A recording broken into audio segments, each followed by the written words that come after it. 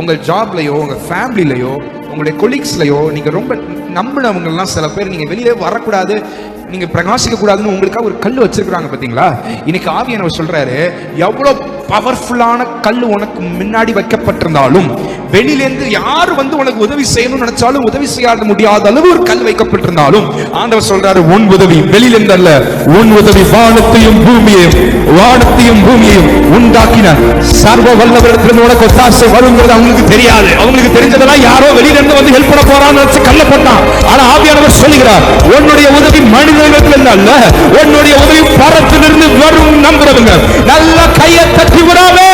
ஒரு கல் கெபியினுடைய வாசலின் மேல் கொண்டு வந்து வைக்கப்பட்டது. வெளியிலேருந்து யாரும் வந்து தானியேலுக்கு ஹெல்ப் பண்ணக்கூடாதுன்னு ஒரு கல்லை வச்சு எல்லாருடைய தீர்மானமும் கொடுத்து யார் நினைச்சாலும் எவர் ரெக்கமெண்ட் பண்ணாலும் தானியேல் வெளில வரக்கூடாது. அப்படிப்பட்ட ஒரு தானியேல் வெளியில வரப்ப நீ இடைவிடாமல் டே அண்ட் நைட் ஆராதிச்ச தகப்பன் உன்னை கைவிடல, உன்னை காப்பாத்திட்டாரு. வெளியே வான்னு உனக்கு கங்க்ராச்சுலேட் பண்ணதான் கல்ல திறப்பாரே தவிர அல்ல அடைக்கப்பட்டது நிமித்தமாய் உனக்கு வர வேண்டிய உதவியை யாராலும் இயேசுவின் நாமத்தில் அடைக்க முடியாது.